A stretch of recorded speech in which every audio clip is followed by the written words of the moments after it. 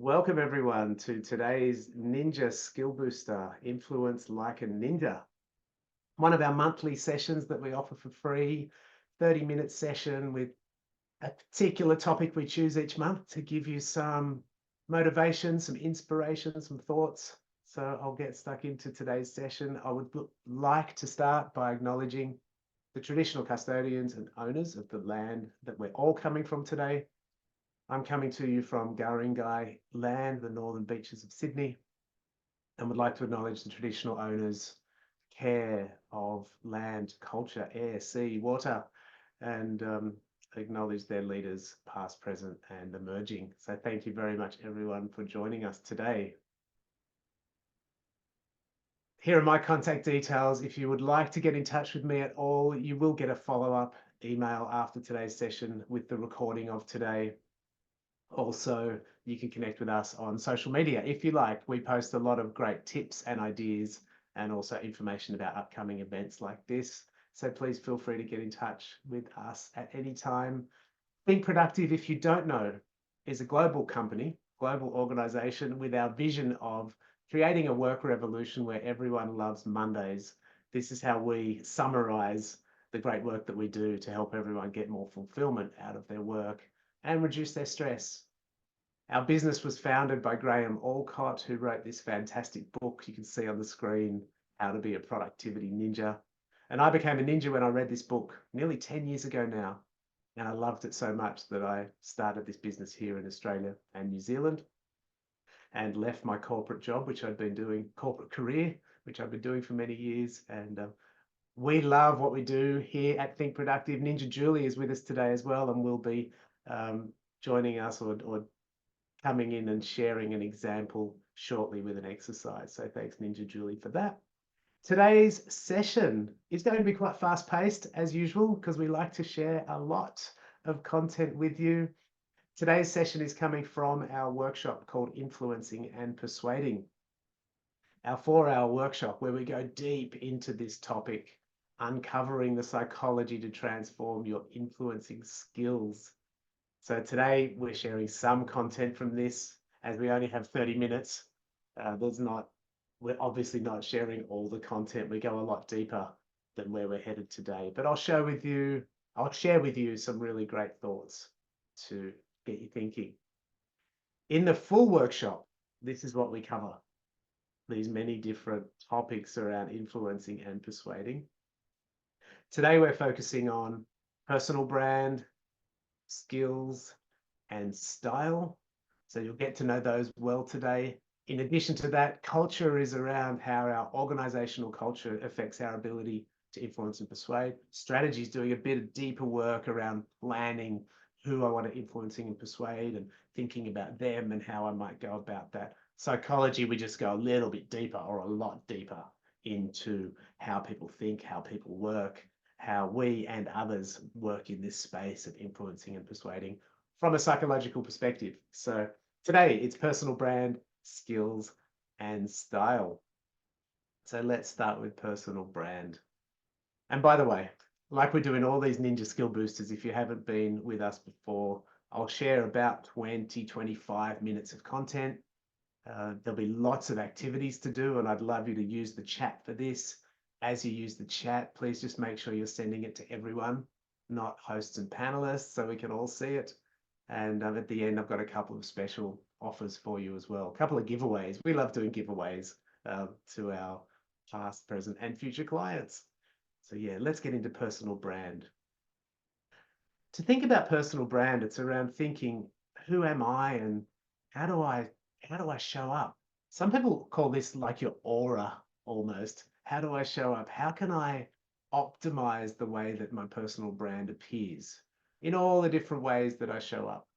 So a good way to start with this is to think about, who do you admire? Who's someone in your life, whether they're a super famous celebrity or your next door neighbor or your partner or someone, who do you admire that you think would have high level of influence, have a high level of ability to influence? And I would love you to share this in the chat, please. Julie's put David Attenborough. I know, Julie, you have so much passion and love for Underwater World. But yeah, I'd love to get some thoughts from you, please. Jane Goodall. Yeah, thanks, Emma. Who do you admire? This is a good starting point for us to think. If we think about these people we admire, we can start to copy, if you like, or replicate some of their characteristics. We can start thinking about what makes them influential. Beautiful, thank you. I can see some great examples coming through here, even from your mother, Alex. I love it. You've sent that just to hosts and panelists, but I'll replicate that one for you. Malala Yousafzai. Yeah, thanks, Ramona. I'm just saying the ones that have gone to host. My grandma. Beautiful. Lots of beautiful examples here. Thank you. So as we think about these people, what are some of the characteristics that you like about them? Let's put those in the chat as well. What are some of the characteristics? Just put a few words in the chat. You don't have to link it to the individual person. What we're looking for here is just a list of things or characteristics or styles that you love about people. Humility, integrity, well-spoken, authentic. This is giving us all, including me, something to aim for, hey? Passion, authenticity. I think there was 3 in a row there. We got a hat trick of authenticity.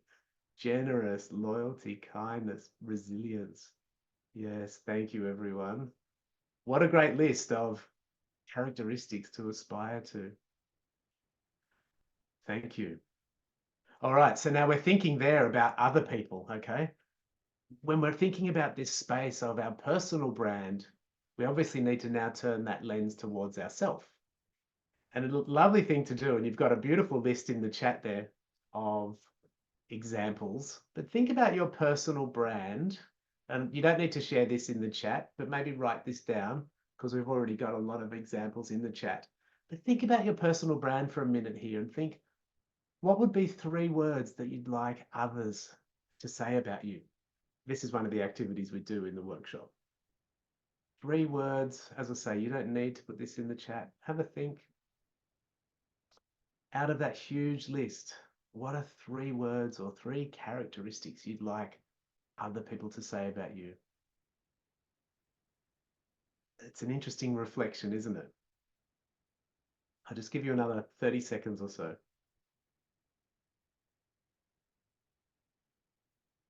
These could be seen as your values that you're aspiring to, and these could give us a good framework or a good model with which to work towards for our personal brand. All right, lovely. So hopefully now you've all got captured. Yeah, 3 words is not enough, Nicola, I see. However, it's good to have something to focus on. It's good to have something that we can really hone in on. If you want to go to 5 words, of course, feel free. Feel free. But we can't do everything, which is a big part of our productivity ninja training. We can't do everything, so focus on those really important ones. Beautiful. Let's move on. Thank you for sharing all that. An important part of our personal brand is our first impressions. All right, so this is Elena, our managing director in the UK, or our global managing director. Just having a bit of fun here, right? But if you met this person, what would you think? Would you think, oh, this person's really going to be good at influencing others? Like, probably not. Of course, this is our first impression. First impressions, a lot of the research says it takes 7 seconds, or in 7 seconds, the first impressions are created. We talk about a different model, which is the 4x4 model. So we think 4 seconds, and we like us to reflect on it. It takes 4 seconds to create a first impression.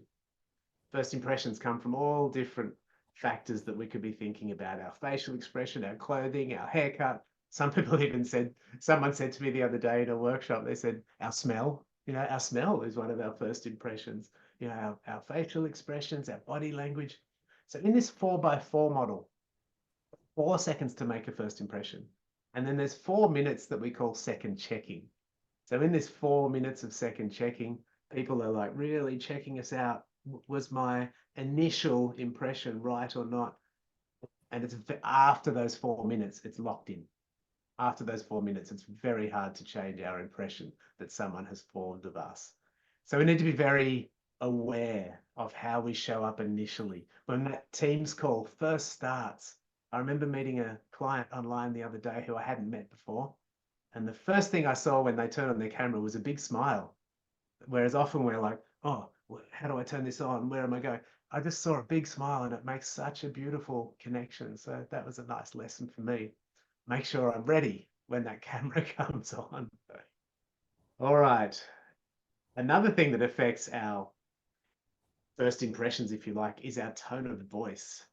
Now, Ninja Julie, I'm going to hand over to you here, and Julie's going to share with us some examples on this one. Thanks, Julie. Thanks, Matt. I'm taking your lead. Yes, a big smile, making sure that we show up really well when we're thinking about body language, thinking about the things that people will first notice about us. And one of the things that they will first notice is also your tone of voice. So thinking about, how do I speak? Am I coming in the right, I guess, with the right mindset, that my tone of voice is actually showcasing who I am and what it is I'm trying to share. So here's a little example. This is just a paragraph from Harper Lee's How to Kill a Mockingbird. And yeah, we can practice this. We can actually practice ourselves and think about how our tone of voice might influence the way people respond to us. So I'm going to read this paragraph in two different styles. See if you can figure out which style I'm using. So here's the first one. Atticus said to Jem one day, I'd rather you shot at tin cans in the backyard, but I know you'll go after birds. Shoot all the blue jays you want, if you can hit them. But remember, it's a sin to kill a mockingbird. Any guesses? I'm having a guess here as well. Have a I'm guess, Matt. guessing slow. I'm guessing slow, but I'm not, Yeah. Julie didn't tell me which one she was doing. Everyone's saying slow. Oh, Yeah. warm, warm, So warm, warm. quite a bit of warm, yeah. Interesting, bit of warmth coming through there. And again, be aware that that warmth might just be my natural style that's coming through rather than my intention was slow and meaningful, maybe. But yeah, that's the kind of approach I was taking. Okay, I'm going to do a different one now. See if you can figure out what this one is. Atticus said to Jem one day, I'd rather you shot at tin cans in the backyard, but I know you'll go after birds. Shoot all the blue jays you want, if you can hit them. But remember, it's a sin to kill a mockingbird. Interesting. Yes. Sharp, angry. Yes, I was trying to bring a bit of both of those in. Yeah, angry, sharp. Yeah. Interesting, isn't it? So imagine if you are feeling a particular way and you show up for a meeting and you're not realizing and thinking about the way you present something, you can come across in very different ways. So yeah, back to you, Matt. Thanks, Julie. I liked Gary's comment there, trying to be angry. I assume you were doing angry, were you, Julie? Was that right? Yeah, I was trying to trying be to be angry. angry. It's probably not Julie's Thanks, Matt. natural personality. Yeah, thanks, Julie. Thank you for that. So Cool. good to just have a little example of that one. In our workshop, we put people into breakout rooms if it's virtual, or if it's face to face, we put people in pairs and just get them to practice these as well. Just to get us, get this thought into our body, so it's not just a concept. It's not just a head learning, it's a body learning as well. Let's move on to skills. Some of the skills around influencing and persuading. Just a couple. We go into this in more detail in the workshop, obviously, but questions. Our ability to ask good questions. And asking good questions is not just the asking, it's the listening as well. That our questions hold the power. We've got a lot of different types of questions that we talk about. Open questions, closed questions, questions that are rhetorical or leading questions, challenging questions, hypothetical questions. So how we ask our questions makes a really big impact on our ability to stay connected and therefore our ability to influence other people. Now, an example of some questions, or firstly, the importance of listening before we get into the examples of the questions. Active listening. How do we listen well? Now, when we think about open questions, we like to think about this funnel. Here we get into some of the question types. Open questions, starting with non-confrontational questions. And a really important, a huge learning here for me when I first started getting deep into this content was avoid asking why. What happens as soon as we ask why?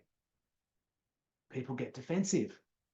People think we're really blaming them or challenging them. Yes, thanks, Maddie. Lovely to see you here. Yeah, people get defensive. So avoid the why. It's more like what or how. What or how did this happen? Or what or how are you thinking about this? Okay, so starting with an open question.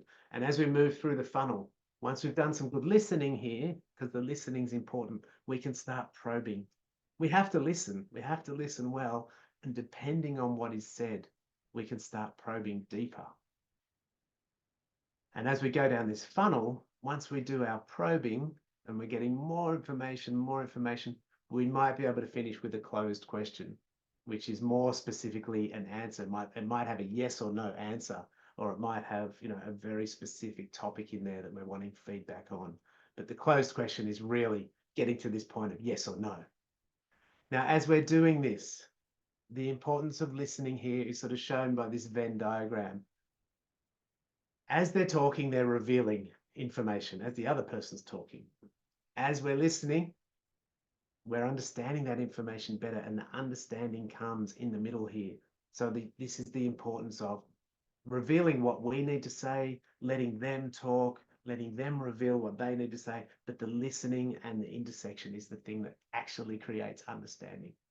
When we think about that logically, it's pretty straightforward. But we're sharing this content just to get our workshop participants and sharing this with you today to really bring home the power of the listening. I hope that helps. I hope you can see there's a really good listening face going on there as well on that slide. All right, let's move on to style. So we've covered, our personal brand. We've covered some of the tactics here or the techniques. Let's think about our influencing style. So there's many different styles that we can use when we're wanting to influence others. And you can see them here. We've got push styles, which are more aggressive, more assertive, forceful, procedural. We've got pull styles, which are more bringing people on a journey. So in our workshop, we've got quite a detailed quiz that we spend time doing to uncover what is our personal style here, our natural influencing style. And we can change this. Once we become aware of it, we can start to change our style by looking at and analyzing the different ones. Now, we're not doing the quiz today because it's a good sort of 20-minute exercise to do the quiz, do the scoring, and then explain it all. But let's look at these different styles here, push versus pull. Push is good for gaining compliance. Like if we really need to get compliance to a new law or a new set of procedures or a new way of doing things, push is good, but it may break down over the longer term. So if we're doing too much push, we're not building that connection. We're not building that relationship, but it can be good initially. It can be important initially. The pull styles that you can see, negotiating, facilitative, charismatic, these other styles here. The pull styles here, they're good for winning hearts and minds. They're good for connecting. They're good for really bringing people along a journey with us. So have a think about the person that you put in that initial activity around who you look up to, the person that you think is good at influencing, and which style do they use most? I'd love you to put that in the chat. Push or pull? Let's make it easy. Just push or pull. Do you think that person is more of a push or pull style in their influencing? Yeah, okay.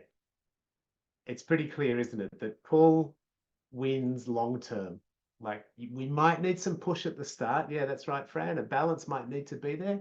There might be a little bit of push, but then we need that pull to keep winning the hearts and minds and keep people on the journey with us. All right, so we go into a lot of detail on this one in the workshop as well. But I hope that's interesting for you. So we've covered a lot today already.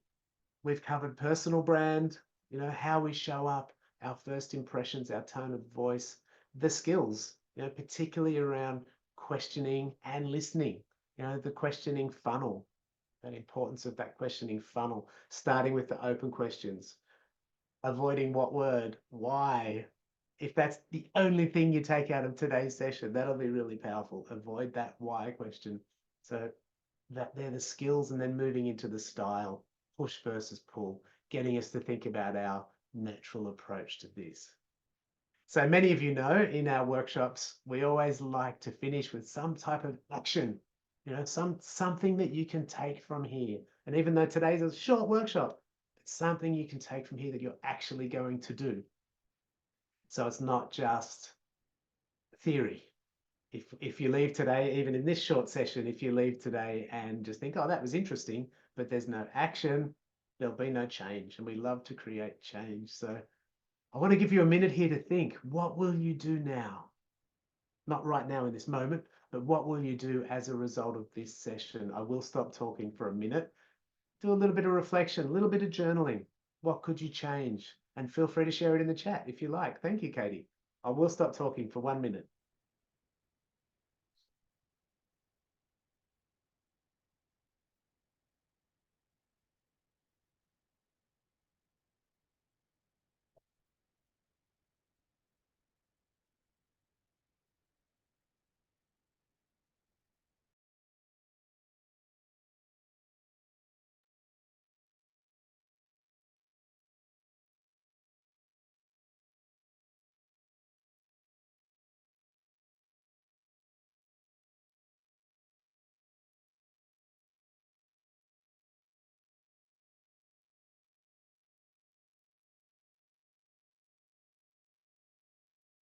30 seconds to go. Just capture that action for you really clearly. Maybe write it on a big piece of paper so you can stick it on the wall or put it in your calendar for tomorrow morning so you remember it. Or tomorrow's a public holiday across Australia and New Zealand, but yeah, put it in your calendar for Friday morning so you remember it on Friday morning and it's not lost.